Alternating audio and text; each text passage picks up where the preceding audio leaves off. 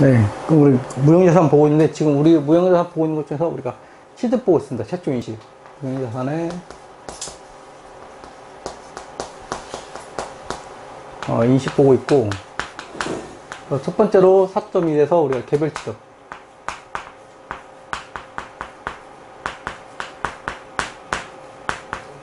개별 취득 보고 있고, 개별 취득은 우리가 원가로 측정한다 한 거고, 그 다음에 우리가 사용 가능한 상태까지가 자산으로 인정하고, 사용 가능한 상태 이유는 일단 비용으로 간다. 4.2에서는 우리가 사업결로 인한 취득. 사업결로 인한 취득이 있고, 얘는 이제 취득일의 공정가치.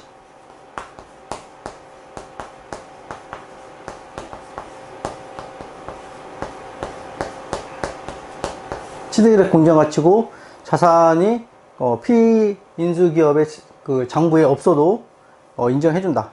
그것도 인정해준다.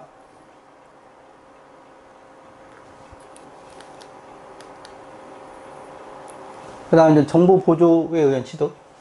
4.3이 이제 정보 보조.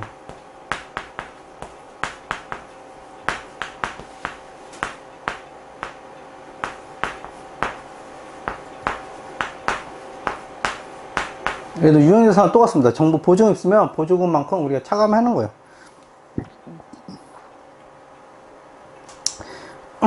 정보 보조금만큼 우리가 차감해줘서 관리해준다. 이거를 해주면 알고 계시면 됩니다.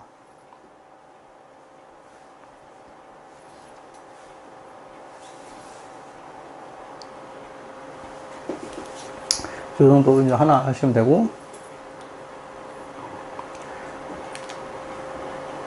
그 다음에 자산의 교환이 있어요. 자산의 교환.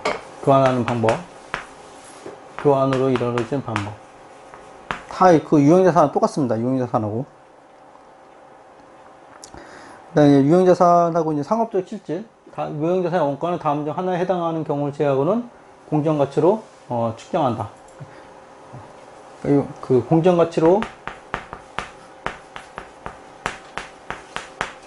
측정하는 게 있고, 하나는 장부금액으로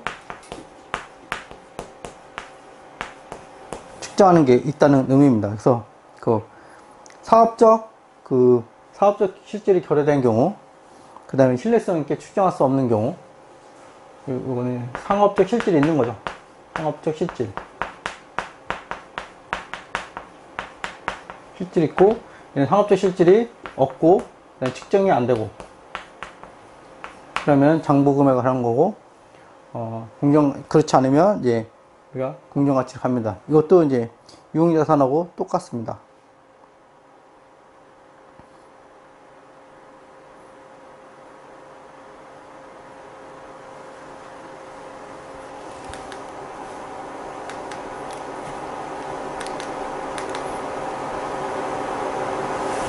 그 다음에 이제 그 4.5에 이제 내부적으로 창출한 영권. 이거는 이제 유형자산이 없는 거죠.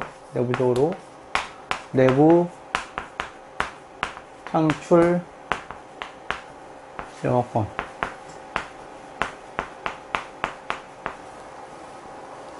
내부 창출 영업권은 이제 인식하지 않는다. 인식하지 않는다. 그래서 우리가 사업결합으로 이제 취득한, 외부로부터 이제 취득한 영업권을 인식했는데, 내부적으로 창출한 영업권은 우리가 인식하지 않습니다. 이걸 인식하면, 이거를 이제, 왜 인식하지 않는다고 생각할 때는, 여러분들 인식했을 때를 생각하시면 될 것 같아요. 인식하면, 일단 측정을 어떻게 되냐, 그 다음에 비교 가능성은 어떻게 되냐, 이런 여러 가지 문제점이 생깁니다. 그렇기 때문에, 내부적으로 창출한 영업권은 우리 장산으로 인식하지 않는다는 결론을 내린 거죠.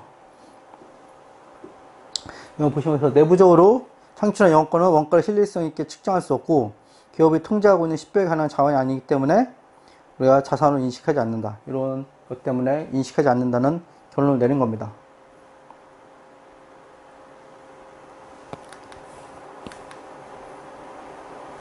4.6 내부적으로 창출한 무형자산. 내부 창출 무형자산.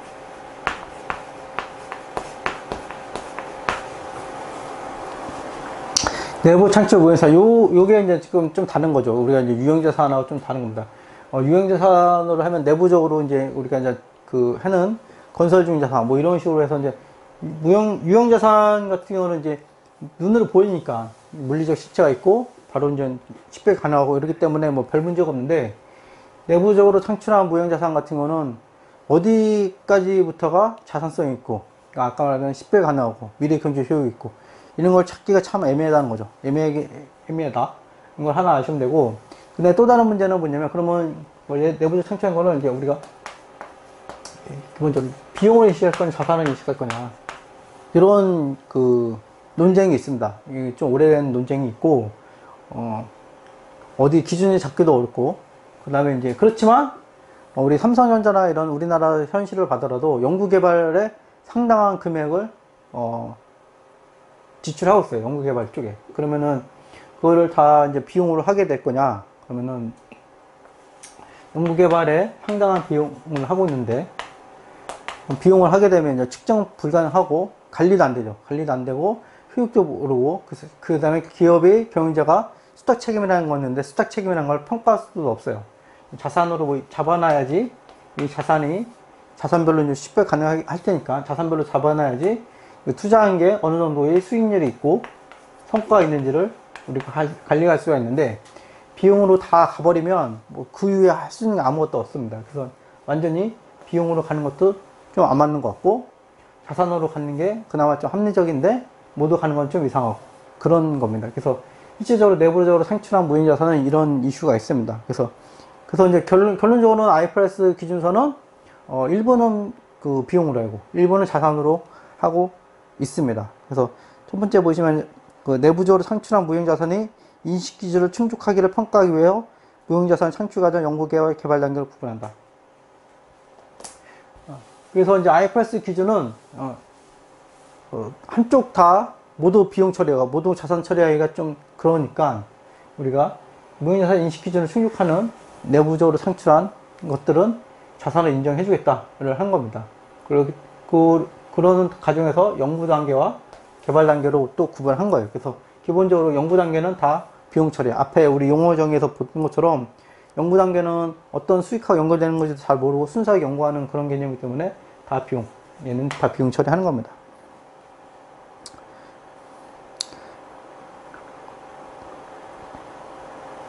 그리고 이제 무형자산 창출에게 내부 프로젝트 연구 단계, 개발 단계 구분할 수 없는 경우도 있겠죠. 이렇게 클레이한 경우.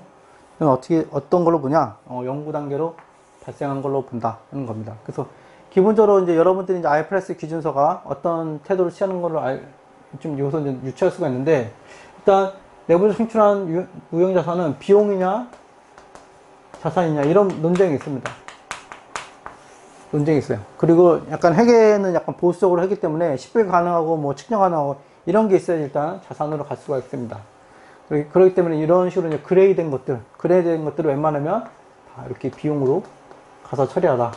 이게 기본 컨셉이라고 여러분들이 유추할 수가 있어요. 그래서 연구 단계와 개발 단계가 구분할 수 없는 것들은 그냥 다 연구 단계로 본다. 이렇게 생각하시면 됩니다. 연구 단계로 보기 때문에 바로 비용 처리를 하는구나. 이렇게 알고 계시는 게 좋습니다.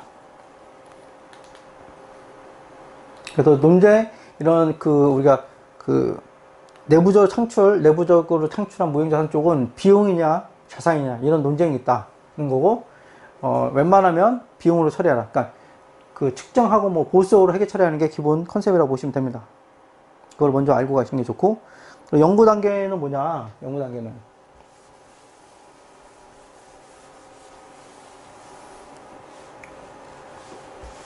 여기를 좀 자세히 하겠습니다. 내부적으로 창출한 무형자산.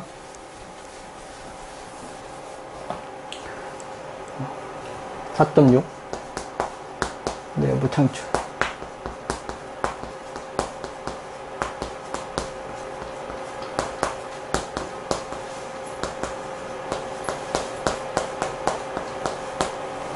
이때 연구 단계겠죠, 연구 단계. 연구 단계는 무형자산 인식하지 않는다. 그러니까 비용이다,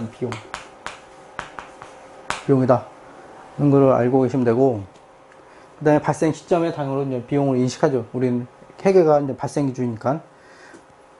그러니까 연구 활동의 예는 무엇이냐? 연구 활동의 예는 이제 새로운 지식, 뭐 새로운 지식이고 당연히 좀 어떤 비즈니스에 연관 안 되니까 비용 할 거고, 연구 근거 기타 지식을 탐색 평가 최종 선택 운용하는 활동, 재료 장치 제품 공정 시스템의 운용 용역에 대한 여러 가지 제안을 탐색하는 거죠. 탐색. 네 번째, 새롭거나 개선된 재료 장치 제품 공정 시스템의 용역에 대한 여러 가지 대체안을 제안 설계 평가 최종 선택하는 활동.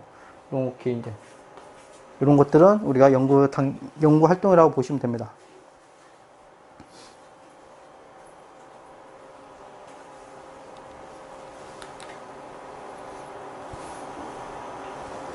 그럼 개발 단계는 어떻게 하냐, 개발 단계를 보시면, 개발 단계는 다음 사항을 모두 제시할 수 있는 경우에만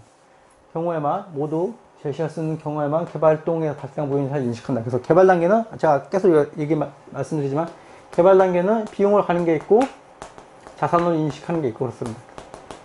비용이 있고, 자산으로 가는 게 있어요. 이렇게 이제 구분되어 있습니다. 그래서 실제로 엄격하는 거, 이쪽으로 가는 게 엄격한 겁니다. 엄격. 우리나라에서는 이제 이게 많이 이슈가 되는 업종이 이제 바이오 업종이 많이 이슈가 됩니다. 바이오 업종.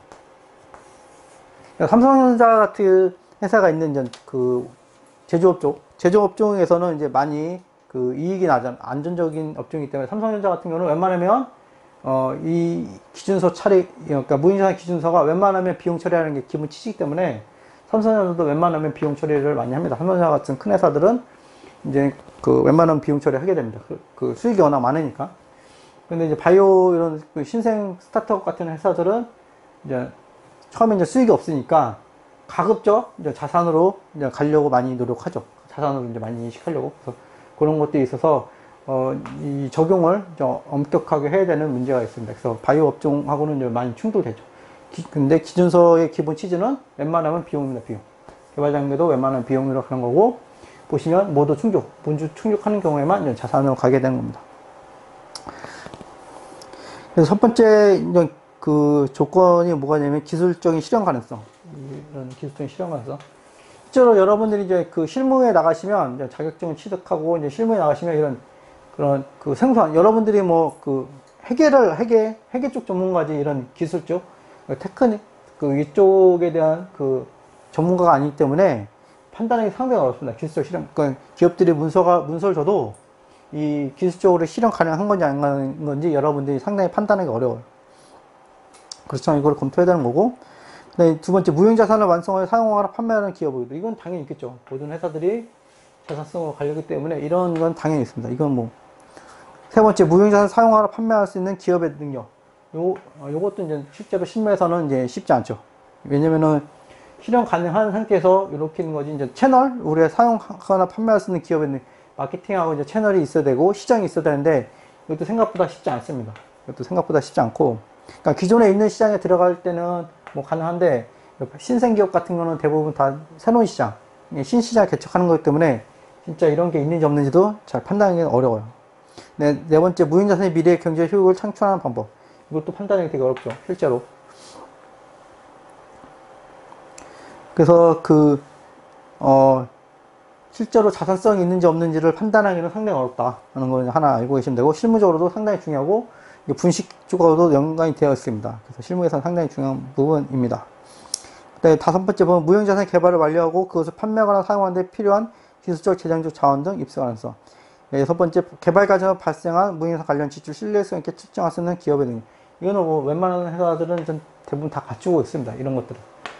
개발 단계에서에 있는 발생한 거를 자산으로 갖추는 거는 뭐 이런 거는 뭐 시스템적으로 가능하기 때문에 관리할 수 있고, 제일 중요한 이제 기술적 실현 가능성 첫 번째가 있고, 그 다음에 시장 기술적 실현 가능성이 이제 첫 번째에 있어서 상당히 우리가 이제 바이오 뭐 신약 같은 거 뭐 1단계, 2단계 뭐 3단계 있으면 상당히 이제 거의 다 끝날 무렵, 뭐 승인 직전이라든지 거의 끝날 무렵, 거의 확실한 무렵, 이때서 이제 발생한 것들만 우리가 이제 자산성으로 인식하거나 뭐 그런 경우도 있습니다. 그래서 요거는 상당히 이제 수익하고 직결되는 부분이 많이 완성되어 있어야 되는 겁니다. 그래서 이런 것들 6가지를 모두 충족해야 되는 거예요. 모두 충족해야지만 자산을 무형자산 내부적으로 우리가 쓴 그 지출을 자산으로 인정할 수가 있습니다. 그 다음에 마지막으로 보시면 이제 내부적으로 창출한 브랜드, 제호, 출판 표제, 고객 목록과 이하 실질이 유사한 항목은 무형자산으로 인식하지 않는다. 이런 식으로 이제 나왔습니다. 그래서 이런 것들을 이제 이렇게 딱 찍었잖아요. 브랜드, 제호, 출판 표제, 고객 목록 이런 식으로 딱 찍은 이유는 우리가 이제 기준서를 만들 때 이런 기준서 만드는 위원들이 있어요. 그런 위원들이고 의견 상출할 때 이런 걸 물어본 거예요. 브랜드, 제호, 출판 표제, 고객 목록 이런 것들은 자산성이 있는 거냐 없는 거냐 물어봤고 논쟁이 있었던 거죠. 논쟁이 있었기 때문에 딱 콕 집어서 기준서 문제에 들어온 겁니다. 그래서 시험 문제에서도 충분히 나올 수 있는 거예요. 왜냐면 이게 분명한 문장으로 들어가기 때문에 우리가 내부적 창출한 브랜드, 제호, 출판 표제, 고객 목록과 이런 것들은 무형자산으로 인식하지 않습니다. 이거는 뭐 암기하셔도 되는 거예요.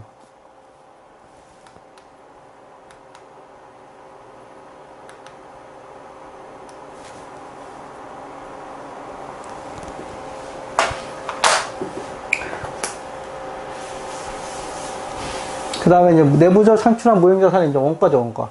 우리가 그 연구하고 개발 단계가 있고 6가지를 충족하면 자산을 인정하는 겁니다. 요 상태가 온 거예요. 요 상태가 오면 그러면 어떤 거를 우리가 내부적 창출한 원가로 가야 되냐를 보는 거죠. 실제로 무형자산하고 이제 유형자산하고는 내용이 대부분 비슷합니다. 유형하고 무형하고 대부분 비슷하고 지금 하고 있는 내부 창출 무형자산이 유형자산 쪽에 없는 부분입니다. 그렇기 때문에 무형자산에서 시험 문제 나면 주로 내부 창출 무형자산을 물어보는 경우가 많습니다. 그래서 내부적으로 창출한 무형자산의 원가는 그 무형자산 인식기준을 최초로 충족시킨 이후에 발생한 지출금액을 합으로 한다. 그래서 보시면 무형자산 인식기준 아까 6가지입니다. 6가지. 6가지를 최초로 충족시킨 이후에 발생한 지출금액으로 함부로 한다. 그렇기 때문에 제가 아까 말씀드린 것처럼 1단계, 아까 이제 그 신약 만드는 단계, 2단계, 뭐, 3단계, 임상, 이런 게 있는데, 이때까지도 돈이 이제 많이 지출됩니다. 3단계에서 지출 많이 되는데, 이 6가지 충족된 이후에 발생한 것만 우리가 무형자산으로 되는 거예요. 여기서 이제 충족됐다 해서 기존에 발생한 것들을 인식하는 게 아니라, 여기 다 충족한 이후에 발생한 것들만 무형자산으로 인식을 하는 겁니다. 웬만하면 이런 것들을 보면 이제 기준서가 보시면 웬만하면 이제 자산으로 인식하는 금액들은 줄이려고 그러는 거죠. 6가지 다 충족한 다음에 인식해야 되니까 까다롭게 하는 거죠. 까다롭게. 이거 쉽지 않은 겁니다. 6가지 인식하는 게 충족하는 게 실질적으로. 그 다음에 이미 비용으로 인식한 지출은 문단 70에 따라 무형자산 원가를 인식할 수 없다. 그러니까 과거에 이렇게 이때 6가지 충족했어도 소급을 하지 않는다는 거죠. 이때는 다 비용으로 한 겁니다. 내부적으로 창출한 무형자산 원가는 다음 문단 보시면 내부적으로 창출한 무형자산 원가는 그 자산 창출, 제조, 경영자가 의도하는 방식으로 운영될 수 있게 준비하는 데 필요한 지출 관련된 모든 원가를 포함한다. 여기서부터는 이제 우리가 무형자산 일반적인 취득 조건하고 이제 비슷합니다. 그러니까 판매 가능한 상태, 사용 가능한 상태까지 든 그 지출 금액은 원가로 인식한다. 그래서 6가지 충족부터 사용 가능한 상태. 이거 이제 그런 겁니다. 경제 의도하는 방식으로 운영될 수 있게 준비하는 데 필요한 4가지 충족부터 그 상태에 이르는 상태까지는 원가를 포함한다. 그리고 관련된 예시가 있죠. 그래서 관련된 예시 보면 원가죠. 원가는 뭐 재료원가, 유형원가 당연히 인정하는 거고, 네, 종업원급여 똑같습니다. 아까 사용 가능한 상태로 되어 있는 거랑 거의 비슷합니다. 그 다음에 우리가 수수료 들어가고, 그 다음에 특허권과 라이센스 상가비 이런 것들 인정해 주는 겁니다. 그리고 요 문단은 이제 우리가 앞에 개별 취득이라든지 이런 것들하고 좀 비슷합니다. 사용 가능한 상태까지 든 지출은 원가로 가는 거고, 중요한 거는 충족한 시점부터 사용 가능한 상태까지 발생한 지출을 그 자산을 인정해 준다는 걸 알고 계시면 됩니다.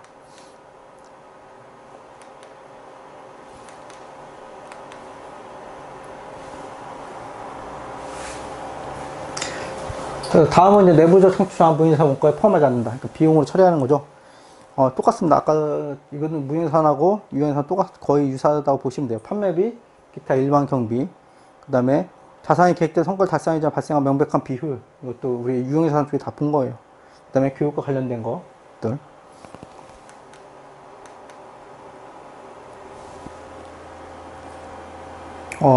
다섯 번째 이제 비용의 인식됩니다. 그래서 우리가 최초 그 인식, 그 무형자산 인식에서는 제일 중요한 부분이 유형자산하고 없는 부분이 이제 내부 창출 유형자산입니다. 내부 창출 유형자산이고 크게 연구 단계하고 개발 단계를 나눈다. 연구 단계는 모두 비용이고 개발 단계에서는 6가지 충족해야지만 자산이고 충족이 안 되면 비용이다. 그리고 충족하는 때부터 사용 가능한 시점, 사용 가능 시점까지만 우리가 자산으로 인정해준다. 이런 걸 알고 계시면 됩니다.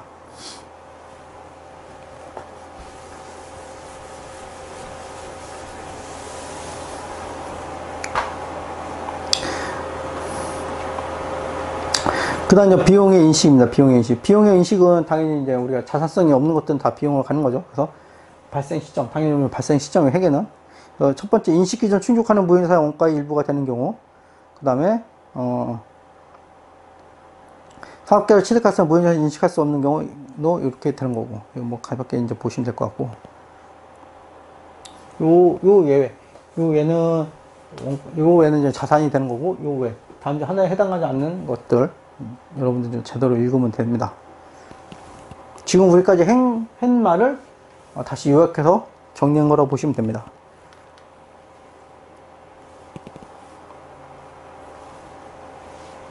그래서 이제 비용으로 인식하는 것들, 우리가 이제 비용으로 인식하는 예도 콕 집어서 적어준 거예요. 사업 개시 활동에 대한 지출, 사업 개시 원가, 이런 것들은 우리가 이제 그 세법하고 약간 다르죠. 사업 개시 활동에 대한 것들은 우리가 이제 바로 비용을 하는 거고, 그 다음에 교육훈련 많이 나왔죠. 교육훈련에 대한 비용, 광고, 판매, 촉진 활동으로 한 지출, 그 다음에 우편 주문, 카탈로그 포함. 이것도 이제 이렇게 나온 게 생뚱맞, 여러분들 이렇게 생뚱맞다고도 볼 수가 있는데, 이게 이제 질문하고 막 이런 것들이에요. 이제 토론, 기준서를 만들 때 여러 이제 그 이해관계자들이 질문했겠죠. 질문했을 때 우편 주문, 카탈로그도 자산성이 있는 거냐 없는 거냐, 비용으로 인식해야 되냐 마는 거냐, 이렇게 이제 나온 거죠. 그렇기 때문에 불필요한 논쟁을 막고자 기준서 안에, 본문 안에 뭐 사소한 것처럼 보이지만 들어온 거예요. 우편 주문, 카탈로그 포함해서. 그래서 이런 것들도 이제 여러분들 시험 문제에 나올 수가 있어요. 그 다음에 기업의 전부나 일부 이전 또는 조직 개편에 관련된 지출, 뭐 이런 것들은 이제 다 비용으로 보는 겁니다. 네, 다시 한번 또 명확하게 또 문구 나왔죠. 또 최초 비용으로 인식한 무형 항목에 대한 지출은 그 이후에 무형 자산 원가로 인식할 수 없다. 아까 이제 나온 것처럼 우리 승인 이후 시점부터 발생한 것만 자산을 인식하고 그 전에 비용을 인식한 거는 그냥 비용 끝난 거예요. 소급이 아니다. 소급은 없다. 이렇게 보시면 되고, 점진적으로 한다. 이걸 알고 계시면 됩니다.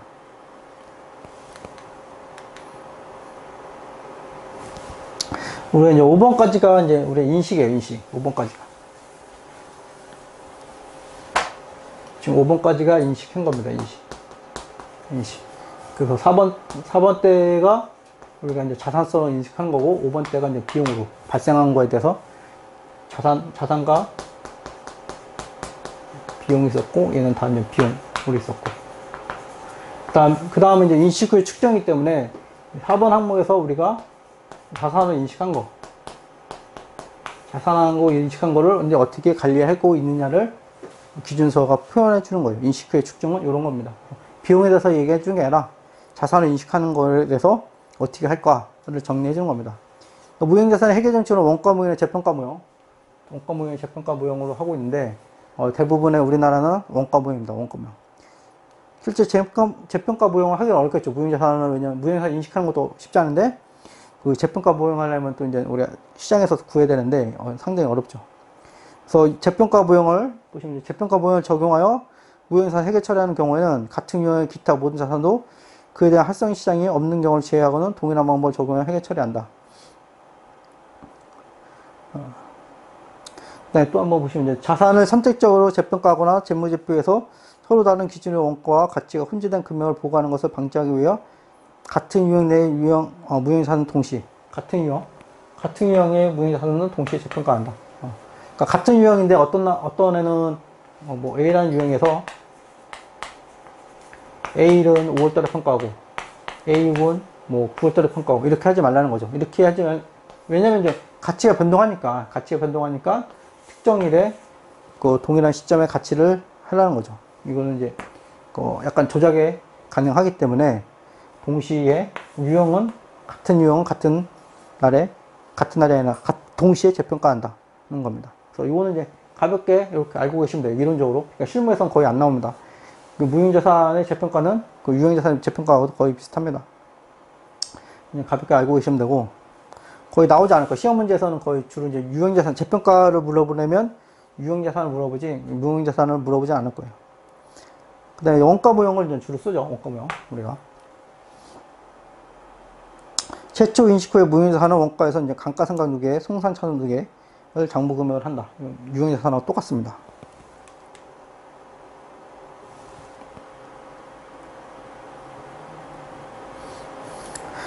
재평가무형 다시 나왔는데, 재평가무형은 이제 이거는 가볍게 넘어가겠습니다. 가볍게. 유형자산 똑같다 하는 것만 이제 하나 알고 계시면 될 것 같아요.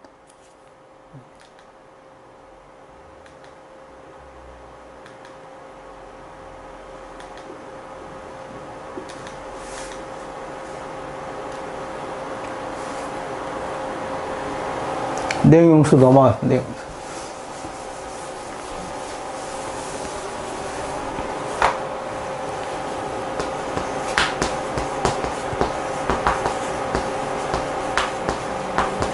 내용용수는 우리가 미래 경제 효익, 자산의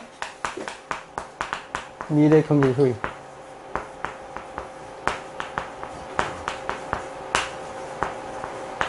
요거 기준으로 하는 거지, 수익이 아니다. 수익 발생. 아니다. 요런 걸로 하나 이제 알고 계시면 됩니다. 첫 번째, 무형자산 회계처는 내용용수에 따라 다르다. 내용용수가 유한한 무형자산 삼각하고, 내용용수가 비한정인 무형자산은 삼각하지 않는다. 이건 유형자산은 똑같죠. 한정과 비한정. 있는 거고.